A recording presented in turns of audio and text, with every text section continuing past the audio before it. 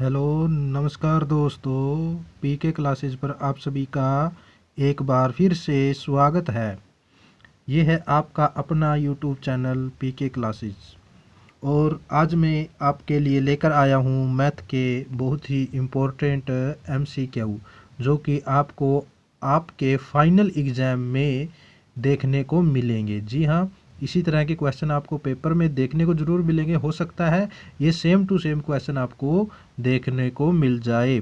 तो आपसे रिक्वेस्ट है, ये वीडियो शुरू से लेकर लास्ट तक बिल्कुल ध्यान से देखिएगा और अपने दोस्तों के साथ शेयर करना ना भूलें ताकि उनको भी उनके एग्ज़ाम में कुछ मदद हो सके। तो आइए शुरू करते हैं आज की क्लास। आज का जो सेशन है वो शुरू करते हैं। तो आपके लिए जो पहला सवाल है वो है 0.85। देखिए साथ में मैं आपके लिए लिख रहा हूँ। पहला आपके लिए जो क्वेश्चन है वो है 0.875 को P बटा क्यू के रूप में लिखिए। तो आपको बताना है ये P बटा क्यू के रूप में किस तरह से लिखा जाएगा। तो आपको करना कुछ नहीं है, आपने ये काम करना है 0.875 जो दिख रहा है इसका जो ये डेसिमल है, ये दशमलव है, ये आपको हटा देना है। तो देखिए इस डेसिमल का नाम का यहाँ पर एक लगाएंगे। उसके बाद देखिए डेसिमल इन दशमलव के बाद कितने अंक है, 1 2 3 3 अंक है, तो यहाँ पर हम 3 जीरो लगा लेंगे। उसके बाद हम इसको क्या करना है, बस कैंसिल आउट करना है।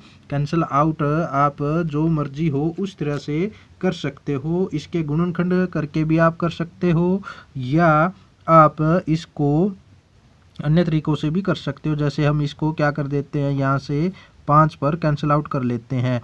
अब देखिए 5 में मैं इसलिए कर रहा हूँ ताकि किसी बच्चे को अच्छी तरह से ना आए काटना, तो वो आराम से कर सकता है। तो हम 5 पर इसको कैंसिल आउट करेंगे तो 5 एकम 5 बच गए 3, उतार लिया हमने 7, हो गए 37 और 7 पंजा 35 और फिर पंजो पंजो 25। और इसको भी ऐसे ही करेंगे, 5 दूनी 10, 0 और 0।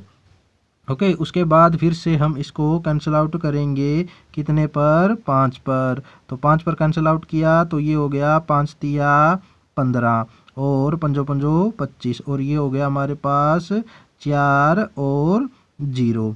ओके, फिर से हम इसको कैंसिल आउट करेंगे तो ये हो जाएगा हमारे पास 7 और यहाँ से आएगा हमारे पास 2 और 0। तो यहाँ से इसका जो P बटा क्यू रूप जो हुआ वो हुआ 7/20।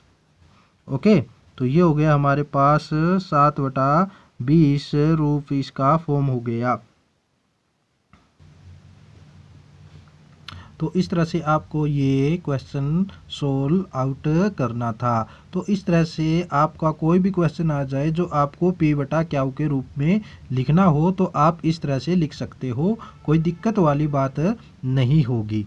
ओके, तो चलिए नेक्स्ट क्वेश्चन पर चलते हैं। नेक्स्ट क्वेश्चन आपका बोल रहा है, आपको बताना है 12 व 5 का HCF बताना है।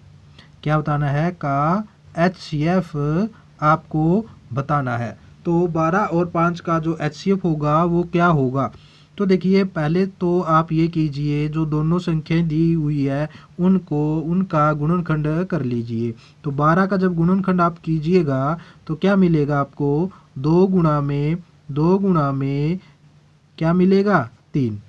ओके, उसके बाद 5 का हम करेंगे तो 5 गुणा में 1 आपको मिलेगा। यहाँ से हम क्या देखते हैं, जब भी HCF आपको निकालना हो तो पहली बात आपको देखना है उन दोनों में कॉमन आपको क्या मिल रहा है। तो यहाँ पर कॉमन कुछ नहीं मिल रहा सिवाय 1 के, क्योंकि 1 जो होता है वो सभी का गुणनखंड होता है, ये बात आपको पता होगी। तो यहाँ से HCF क्या होगा, 1 होगा। ओके, तो यहाँ से आपको मैं एक बात बता देता हूँ, यहाँ से मैं आपको ये बात बता देता हूँ भी, आपको ये याद रखना है दो अभाज्य संख्याओं का, दो अभाज्य संख्याओं का जो HCF होता है, दो अभाज्य संख्याओं का HCF जो होगा वो क्या होगा, वो 1 होगा। ओके। और इस तरह के जो नंबर होते हैं 2 और 5, जैसे यहाँ पर 12 था, सॉरी 12 और 5, यहाँ पर 12 और 5 था, यहाँ पर 5 अभाज्य संख्या है और 12 जो है वो अभाज्य संख्या नहीं है। तो इस तरह के जो नंबर होते हैं ना जिनका HCF 1 हो, वो क्या कहलाते हैं, वो सहअभाज्य संख्याएं कहलाते हैं। क्या कहलाते हैं, सहअभाज्य संख्याएं कहलाती है, वो सहअभाज्य संख्याएं कहलाती है जिनका HCF 1 हो। ओके। तो इस तरह से आपको ये बात याद में रखनी है। ओके। तो आपके लिए अब नेक्स्ट क्वेश्चन है जो आपके सामने है भी, इनमें से आपको बताना है,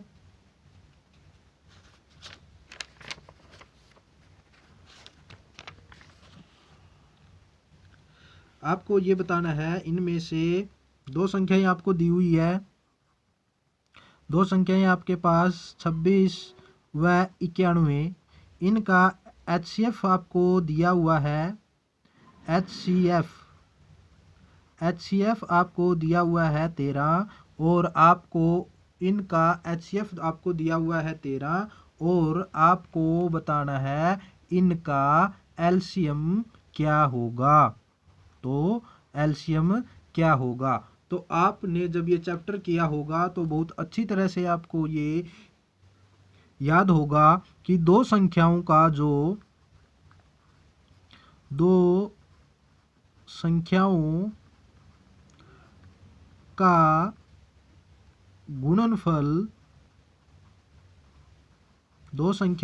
गुणनफल बराबर होता है उनके HCF और LCM के गुणनफल के बराबर। ये बात आपको पता होगी। तो यहाँ पर ये बात आपको अगर नहीं पता है तो ये आप आपके पल्ले गांठ बांध लो कि दो संख्याओं का गुणनफल जो होगा वो HCF और LCM के गुणनफल के बराबर होगा। ये आपको 1 नंबर दिलवा सकता है बोर्ड का जो फाइनल एग्जाम होगा। ओके। तो देखिए यहाँ पर क्या करेंगे, दो संख्याएं कौन सी है, 26 और 91। तो क्या करेंगे हम, 26 और 91 का गुणनफल बराबर रखेंगे उनके HCF कितना दिया है 13, और LCM कितना दिया है नहीं पता। तो हम क्या करेंगे, LCM को एज इट इज लिख लेंगे, जैसा दिया है वैसे लिख लेंगे। तो यहाँ से अब हम क्या करेंगे, इस 13 को इस साइड सेंड करेंगे, भेज देंगे। ये 13 इस साइड क्या में, किस में है, ये गुणा में है। तो इस साइड कैसे हो जाएगा, यहाँ से गुणा से यहाँ पर भाग में हो जाएगा, तो बटा में हो गया, ये ऐसे आप बोल सकते हो। तो यहाँ से अब कैंसिल कर दीजिए इसको 7 पर, 13 सत्ते कितना होता है 91 होता है। तो यहाँ से अब आप 26 की और कितने की गुणा करेंगे, 7 की गुणा करेंगे, तो आपको आपका LCM मिल जाएगा। तो गुणा तो आप कर सकते हो, कितना होगा 7 छिके 42, 42 का हम क्या लिखेंगे 2 लिखेंगे, और 7 दूनी 14 होते हैं, 14 में 4 जोड़ेंगे तो हो जाएगा 182। तो ये आपका क्या होगा, आंसर होगा। ओके। तो इस तरह से आपको ये करना था। जब भी आपको दो संख्याएं दी हो और उनका HCF या LCM दिया हो, तो आपको ये बात याद रखनी है भी दो संख्याओं का जो गुणनफल होगा वो उनके HCF और LCM के गुणनफल के बराबर होगा।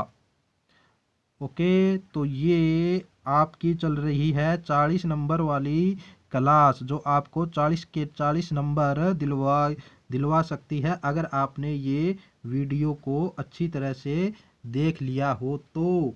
ओके। तो मिस मत करना इस वीडियो को, बिल्कुल ध्यान से देखते रहना, आपको ये क्वेश्चन सेम टू सेम आपके एग्जाम में देखने को मिल सकते हैं। तो फिर बाद में मत कहना भी आपको ये वीडियो मिली थी आपने देखी नहीं और आपके नंबर नहीं आए। ओके, तो नेक्स्ट क्वेश्चन देखिए। नेक्स्ट क्वेश्चन आपके लिए है 6x² माइनस 7x-3 इनका शून्यक क्या होगा। तो आपको बताने हैं इनके शून्यक। तो शून्यक के लिए आपको ये काम करना है, जो x के, सबसे पहले तो मैं आपको ये बात बता देता हूँ भी जो x वाले पद है वो एक साथ होने चाहिए। ओके, उसके बाद पहले स्केयर और फिर अकेला x वाला पद आपके पास होना चाहिए। ओके, तो इस तरह से आपको क्या करना है, पहले की x स्केयर का जो गुणांक होगा और c यानी कि अचर पद होगा, इन दोनों की क्या करनी है, आपको गुणा करनी है। तो 6 की और 3 की हमने गुणा करी तो कितना मिला, हमें 18 मिला। ओके, अब दो संख्या इसे ढूंढो जिनका यहाँ पर जो लिखा है माइनस, तो माइनस क्या होना चाहिए, 7 होना चाहिए। तो 9 और 2 आपके लिए ऐसी संख्याएं हैं भी 9 में से जब 2 घटाएंगे तो हमारे पास कितना मिलेगा, 7 मिलेगा। तो इन दोनों को हम यहाँ पर रख देंगे इस 7 को हटाकर।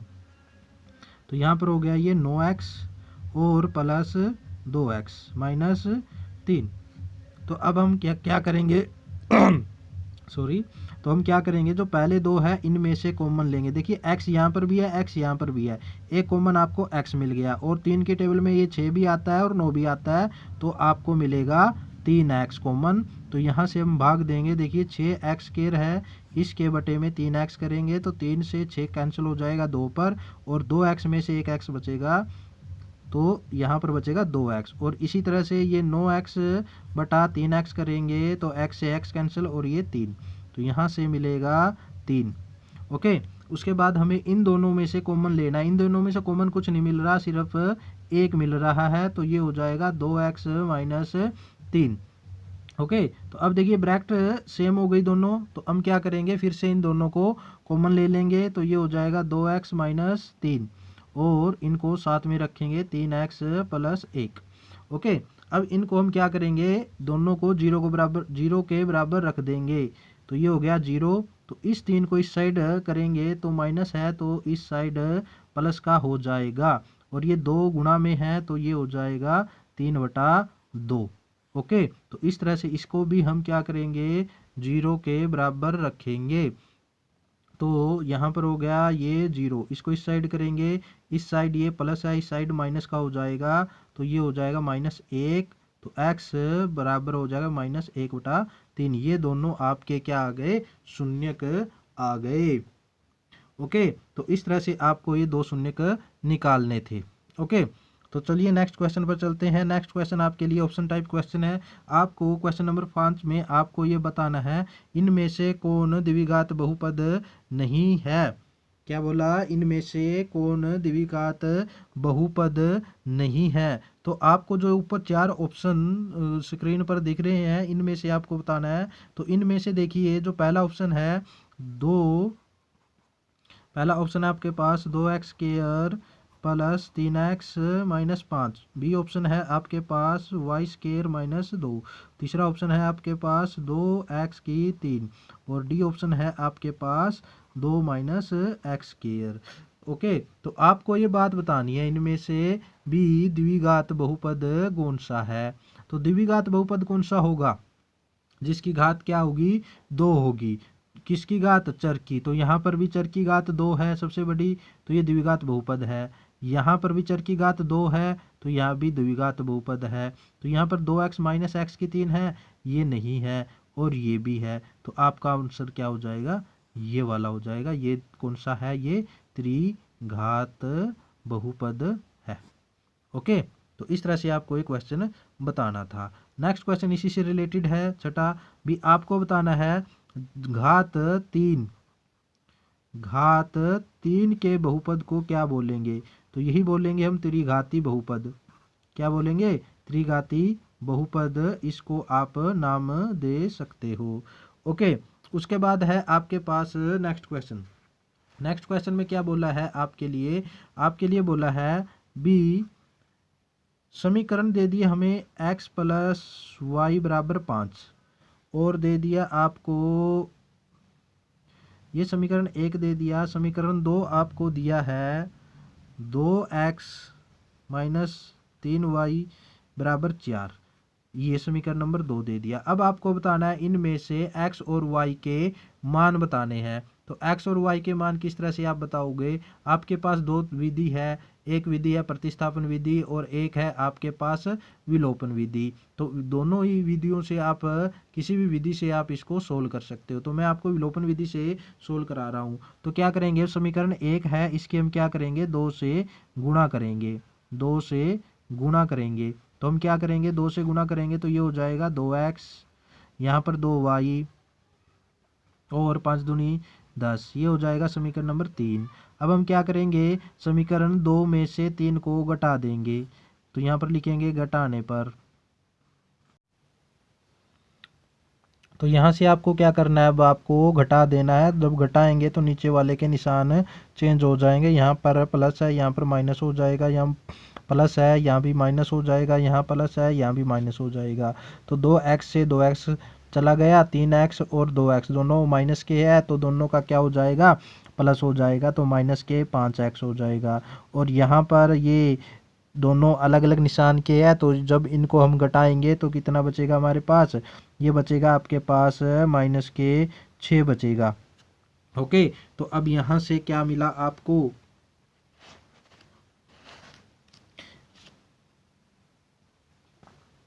तो यहाँ से आपको क्या मिलेगा, यहाँ x है तो इस x को 5 को हम क्या करेंगे, इस साइड करेंगे।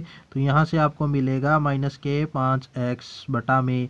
तो माइनस से माइनस कैंसिल हो गया। तो यहाँ से x की वैल्यू आपको मिल गई 6/5। तो अब आपको x की वैल्यू मिल गई 6/5। अब आपको y की वैल्यू चाहिए। तो y की वैल्यू के लिए आपको पता है, आप x के मान को समीकरण 1 में रख दीजिए या समीकरण नंबर 2 में रख दीजिए, तो आपको क्या मिलेगा, y की वैल्यू मिलेंगे। तो हम क्या करेंगे, समीकरण 1 में रखेंगे, यहाँ पर रखेंगे 6/5 और y को ऐसे रखेंगे और 5 को यहाँ पर। तो 6/5 को इस साइड करेंगे तो हमें मिलेगा 5 माइनस 6/5। तो अब जब इसको सोल्व करोगे, इसके नीचे 1 रखोगे और दोनों का एलसीएम लोगे, 5 आएगा।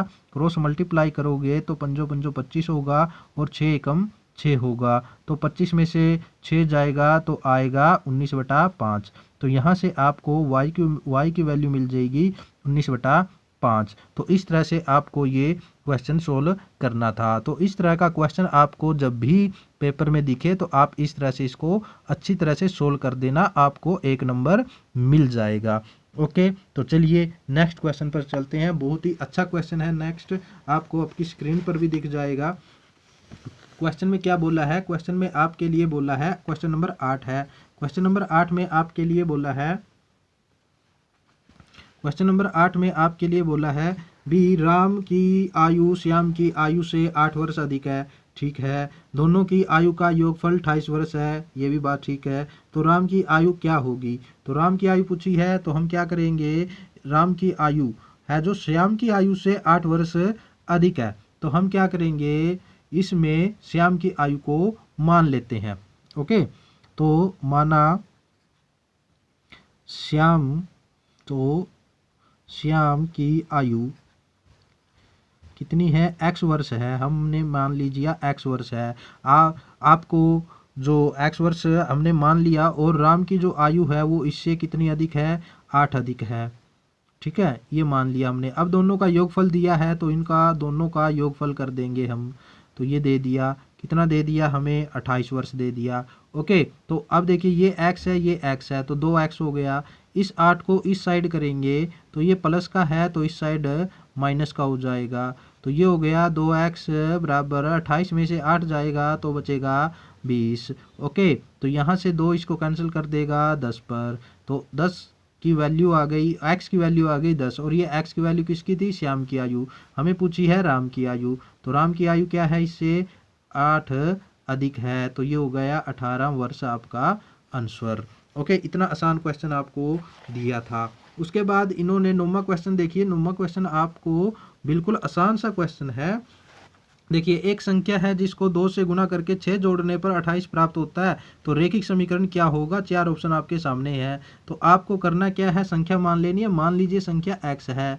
ओके, फिर क्या कर देना है, जो ये बोल रहा है वो कर दो। जो ये बोल रहा है वो सेम वैसा ही कि वैसा कर दो, आपका आंसर आपके सामने होगा। तो क्या बोला है, संख्या हमने ले ली x है, इसको क्या करना है 2 से गुना करनी है, तो 2 से गुना कर दो, ये कर दी गुना। और फिर क्या करना है 6 जोड़ना है, ये लीजिए 6 जोड़ दिया, तो क्या प्राप्त होगा 28। तो ये लीजिए समीकरण हो गया। कौन सा है ये, बी ऑप्शन। ठीक है, तो इस तरह से आपको ये क्वेश्चन सोल्व आउट करना था।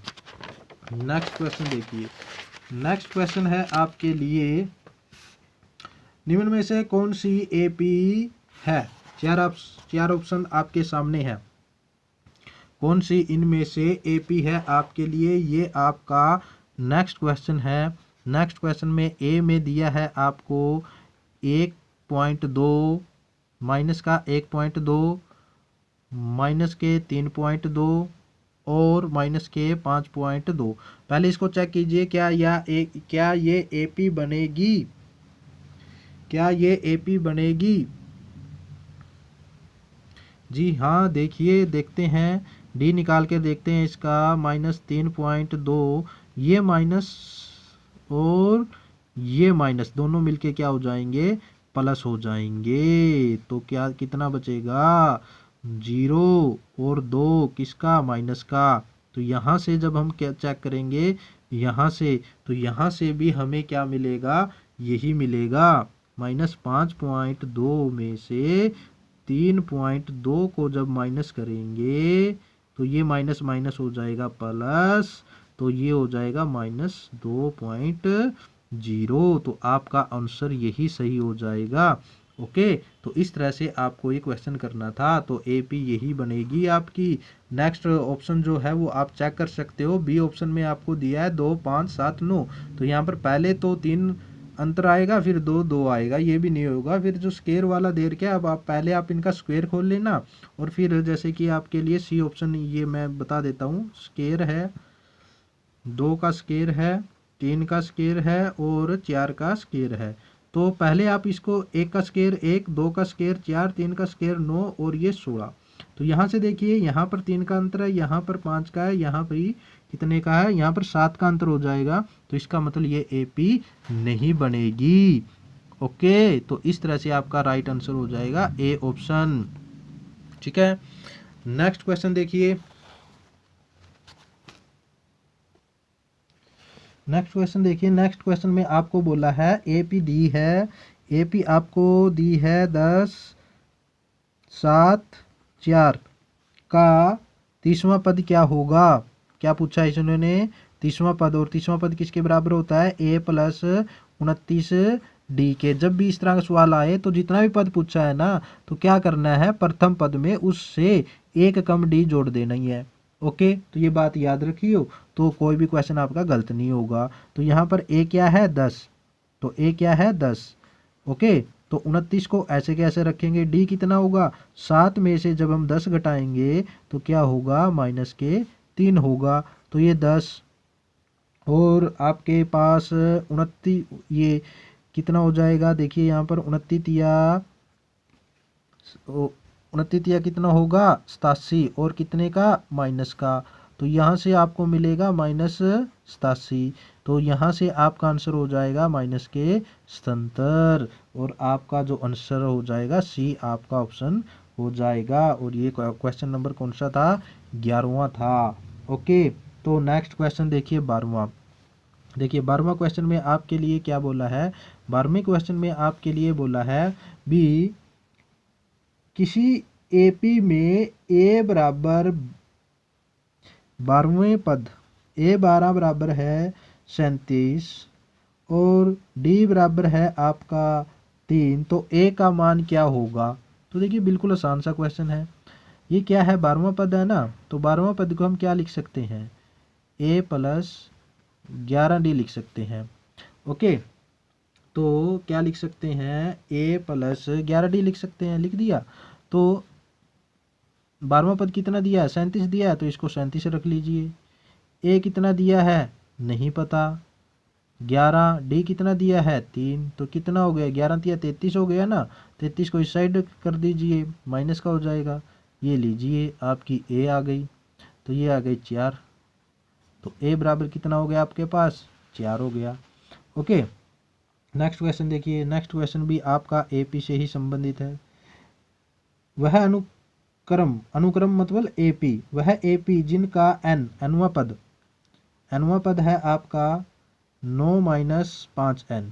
ओके, तो वह अनुक्रम ज्ञात कीजिए। मतलब एपी आपको निकालनी है, तो आपको क्या करना है, कुछ नहीं करना।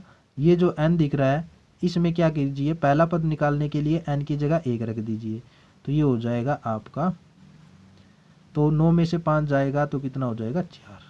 अब दूसरा पद निकालने के लिए 2 रख दीजिए, तो 9 माइनस 5 2, तो कितना हो जाएगा, 9 में से 5 दूनी 10 जाएगा, तो कितना बचेगा माइनस का 1। तो अब देखिए यहाँ पर 4 ऑप्शन आपको दिए हैं ना, तो 4 ऑप्शन पर ध्यान डालिए, वो नज़र डालिए, तो आपका जो ऑप्शन पहला होगा ना वही आपका राइट आंसर होगा। तो आपको टाइम वेस्ट नहीं करना है, बस ऑप्शन के, अगर ऑप्शन दिए हैं ना तो जल्दी से आपको चूज कर लेना है। तो अब आपको तीसरा चौथा पद निकालने की कोई ज़रूरत ही नहीं है, चारों ऑप्शन आपको अलग अलग दिए हैं। तो पहले 2 पद किस में मिल रहे हैं, ए में मिल रहे हैं, तो ए ही आपका आंसर होगा। ओके, उसके बाद है नेक्स्ट क्वेश्चन। नेक्स्ट क्वेश्चन में आपके लिए क्या बोला है, नेक्स्ट क्वेश्चन में आपके लिए ये बोला है, 14वां जो क्वेश्चन है आपका, ये बोला है नुका 20 मीटर लंबी एक सीढ़ी एक भवन की खिड़की पर पहुंचती है, जो भूमि से 16 मीटर की ऊंचाई पर है। भवन से सीढ़ी के निचले सिरे की दूरी क्या होगी। अब देखिए, मान लीजिए ये क्या है, एक भवन की दीवार है जहाँ यहाँ पर खिड़की लगी है। ओके, और यहाँ से जो एक सीढ़ी लगी हुई है इस तरह से। ओके, और ये है ज़मीन जहाँ पर ये दोनों है। ओके, जो ये खिड़की की ऊंचाई है ये हमें दी है 16 मीटर, ये खिड़की की ऊंचाई, और सीढ़ी की जो लंबाई दी है वो दी है आपको 20 मीटर। अब आपको ये दूरी बतानी है, ये वाली, ठीक है। तो आप यहाँ पर हमारा 90 डिग्री का कोण बन गया, तो क्या बन गया, ये एक समकोण त्रिभुज बन गया कि नहीं बन गया। तो हम क्या करेंगे, यहाँ पर ये हमारा क्या है, कर्ण है, ये हमारा क्या है, ऊंचाई मान लीजिए या लंब मान लीजिए, और ये क्या हमारा आधार है। तो पाइथागोरस प्रमेय से हम क्या बोल सकते हैं, कर्ण का स्क्वायर बराबर होगा लंब का स्क्वायर प्लस आधार का स्क्वायर। इस लंब को इस साइड लीजिए, तो ये हो जाएगा कर्ण का स्क्वायर माइनस लंब का स्क्वायर, और बराबर हो जाएगा आधार का स्क्वायर। अब इसका स्क्वायर हटाने के लिए इसका हम क्या करेंगे, वर्गमूल करेंगे। तो पहले ये लिख लीजिए 20, कर्ण 20 है, और ये कितना है हमारे पास 16। ओके, तो यहाँ से अब आपको मिलेगा आधार का स्क्वायर। तो 20 का स्क्वायर कितना होता है 400, और 16 का जो स्क्वायर होता है वो होता है 256, और यहाँ से आपको मिलेगा आधार का स्क्वायर। तो 400 में से 256 जाएगा तो आपको कितना मिलेगा, तो घटा के देखिए कितना होगा, तो ये आपको मिलेगा 4 4 1 144। अब ये हो गया आधार का स्क्वायर। अब इसका स्क्वायर हटाने के लिए हम क्या करेंगे, इसका वर्गमूल करेंगे, तो आपको कितना मिलेगा 12। तो ये हो गया आपका 12 मीटर। ओके, तो 12 मीटर आपका आंसर हो जाएगा, मतलब वाला आपका ऑप्शन हो जाएगा B, right. Okay, next question देखिए। नेक्स्ट क्वेश्चन बिल्कुल आसान है, आपको सिर्फ ये बात बतानी है, उस प्रमेय का नाम बताना है जब समकोण त्रिभुज में कर्ण का वर्ग अन्य दो भुजाओं के वर्गों के योग के बराबर होता है। तो अभी देखिए मैंने ये बात बताई है, ये वाला, ये किस प्रमेय के है, ये है आपका पाइथागोरस प्रमेय। क्या है, पाइथागोरस प्रमेय। तो आपको ये याद रखनी है, इसका नाम भी आपसे पूछ सकता है, 15वां में यही आपसे पूछा था, तो आपका राइट आंसर हो जाएगा पाइथागोरस प्रमेय। ओके, तो उसके बाद आपको ये क्वेश्चन है एक बिल्कुल आसान सा क्वेश्चन है, 16वां क्वेश्चन में आपको बता रहा हूँ भी, दो समरूप त्रिभुजों के अक्षेत्रफलों का अनुपात 7:3 है, तो उनकी संगत भुजाओं का अनुपात क्या होगा। देखिए, आपको ये बात याद रखनी है, जब भी समरूप त्रिभुज दी हुई हो, ओके, और उनका अक्षेत्रफल दिया हो,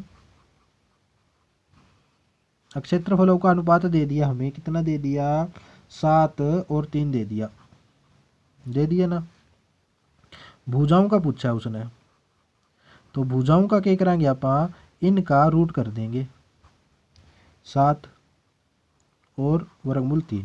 ये आपका सही ऑप्शन हो जाएगा, सही आंसर हो जाएगा। ओके, इसमें यहाँ तक कोई दिक्कत हो तो मुझे कमेंट करिए। आपको कोई बात समझ में ना आई हो तो कमेंट कीजिए। चलिए आइए नेक्स्ट क्वेश्चन पर चलते हैं। Question number 17। क्वेश्चन नंबर 17 में आपको ये बोला है, भुजाओं की समान संख्याओं वाले दो बहुभुज समरूप होते हैं यदि उनके संगत कोण क्या हो, बराबर हो। क्या हो, बराबर हो। तो वो क्या होंगे, समरूप होंगे। ओके, और भुजाएं क्या होनी चाहिए, भुजाएं क्या होनी चाहिए, समानुपाती होनी चाहिए। क्या होनी चाहिए, समानुपाती होनी चाहिए। और कोण क्या होने चाहिए, बराबर होने चाहिए। तभी जाकर वो क्या होंगे, समरूप होंगे।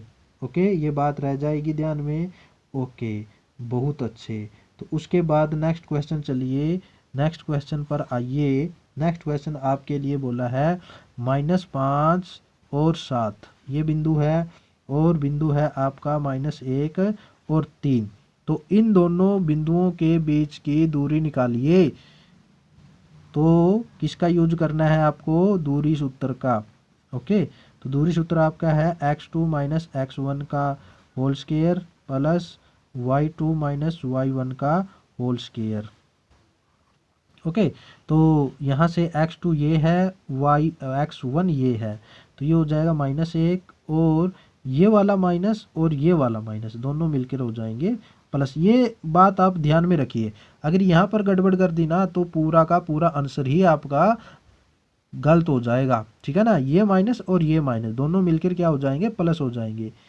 इसी तरह से y2 है हमारा ये, y1 ये है, तो ये हो गया 7, और इस सारा का हो जाएगा ये वर्गमूल। तो 5 में से 1 गया 4, और यहाँ पर होगा -4। ओके, तो दोनों क्या हो जाएंगे, 4 का वर्ग कितना होता है 16, और यहाँ भी हो जाएगा 16, तो 16 हो जाएगा 32। अब ये आपके ऑप्शन में नहीं दिया है। ओके, तो इसका उत्तर निकालने के लिए आपको क्या करना होगा, इसके गुणनखंड करने होंगे। 2 16, 2 8, 2 4, 2 2। ओके, तो यहाँ से आपको क्या करना है, पेयर बना लेने हैं, जोड़े बना लेने हैं। एक जोड़ा ये हो गया, एक जोड़ा ये हो गया, तो यहाँ से आपको 2 2 और ये 2, तो 2 4 वर्गमूल 2। ओके, और ये कौन सा है, ये ए ऑप्शन है। ठीक है ना, तो ये हो गया। उसके बाद आपको बताना है, यहाँ से नेक्स्ट क्वेश्चन पर आइए।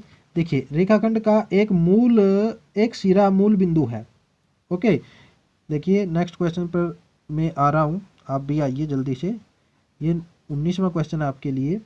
इसमें क्या बोला है, रेखाखंड का एक सिरा है ना, ये वाला मान लीजिए रेखाखंड है। ठीक है, ये वाला सिरा, ये सिरा क्या है, मूल बिंदु है। ओके, तो अब आपको ये बात याद रखनी है, जो मूल बिंदु होता है ना, मूल बिंदु, उसके जो निर्देशांक होते हैं वो हमेशा 0 0 होते हैं। ठीक है ना, 0 0 होते हैं, मतलब ये क्या है, 0 0 है।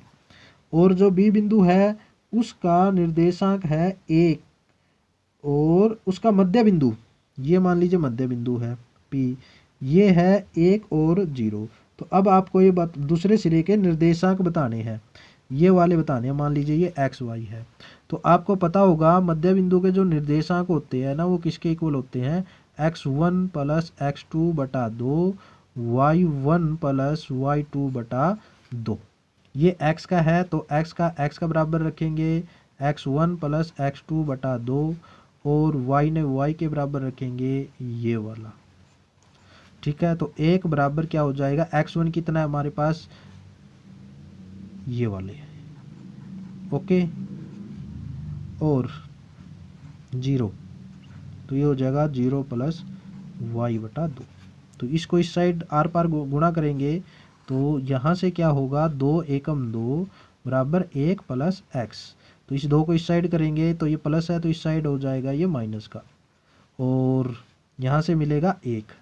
ओके, और यहाँ से 0 हो गया, ठीक है, तो 0 क्या हो गया, y बराबर कितना आ गया हमारे पास 0। तो बी बिंदु के निर्देशांक आ गए 1 और 0। ठीक है ना। तो इस तरह से आपको ये क्वेश्चन करना था, बिल्कुल आसान सा क्वेश्चन था, कोई दिक्कत तो आज नहीं होनी चाहिए अगर आपने इनका कॉन्सेप्ट समझ लिया हो तो। उसके बाद मैंने 20वां क्वेश्चन ऊपर भी बता दिया है, मूल बिंदु के निर्देशांक क्या होंगे। मूल बिंदु, तो देखिए मूल बिंदु को मैं थोड़ा आपको समझा देता हूँ क्या होता है मूल बिंदु, अगर आपने नहीं देखा है तो। देखिए ये हमारे एक्स एक्सिस होते हैं, ये वाई होता है, ये एक्स डैश होता है, ये वाई डैश होता है। यहाँ पर जब दोनों ये आपस में मिलते हैं, इस बिंदु को हम बोलते हैं मूल बिंदु। क्या बोलते हैं, मूल बिंदु। और इस मूल बिंदु के निर्देशांक हमेशा क्या होंगे, 0 0, क्योंकि हम क्या करते हैं यहाँ से शुरू करते हैं 1 2 3, इस साइड -1 -2, ठीक है ना, -1, और यहाँ पर 1 और यहाँ पर -1, तो यहाँ पर क्या हो गया, 0 हो गया दोनों साइड, ठीक है ना, 0 0। ये हमारा मूल बिंदु होता है। ओके, आई होप आपको मैंने जो ये 20 क्वेश्चन अभी आपको करवाए हैं ये आपको अच्छी तरह से समझ में आए होंगे। इसके बावजूद अगर आपकी कोई डाउट हो, कोई भी दिक्कत हो, कोई भी प्रॉब्लम हो, कोई बात समझ में ना आई हो, तो कमेंट करना। आपको आपकी जो समस्या है उसको दूर करने का बिल्कुल सही जो तरीका है वो आपको मिलेगा। ओके, तो आज की वीडियो में बस इतना ही। कल की वीडियो में फिर से मिलते हैं नेक्स्ट 20 क्वेश्चनों के साथ। 20 क्वेश्चन मैंने आज करवाए हैं, 20 क्वेश्चन मैं कल को करवाऊंगा। ओके, और आपको ये ध्यान में रखना है जो ये क्वेश्चन मैंने करवाए हैं ये मोस्ट इम्पॉर्टेंट क्वेश्चन है। इनमें से आपको मैं ज़्यादा नहीं बोलूँगा, आपको 15 से लेकर 20 क्वेश्चन आपको आपके एग्ज़ाम में देखने को मिलेंगे जो भी मैं यहाँ पर करवाऊँगा। ओके, तो आप वीडियो को बहुत ध्यान से अच्छे से देखो, और चैनल को सब्सक्राइब, अगर चैनल को सब्सक्राइब नहीं किया है तो चैनल को सब्सक्राइब करके बेल आइकन को प्रेस कर लो, ताकि जल्दी से आपको नोटिफिकेशन मिलता रहे और आपका जो आने वाला एग्ज़ाम है उसमें आपकी सहायता हो सके। और हाँ, अपने दोस्तों के साथ शेयर करना मत भूलना, आपके दोस्तों का भी पूरा हक है एग्ज़ाम में सहायता प्राप्त करने का। ओके, थैंक यू, मिलते हैं नेक्स्ट वीडियो में नेक्स्ट क्वेश्चनों के साथ। Thank you so much.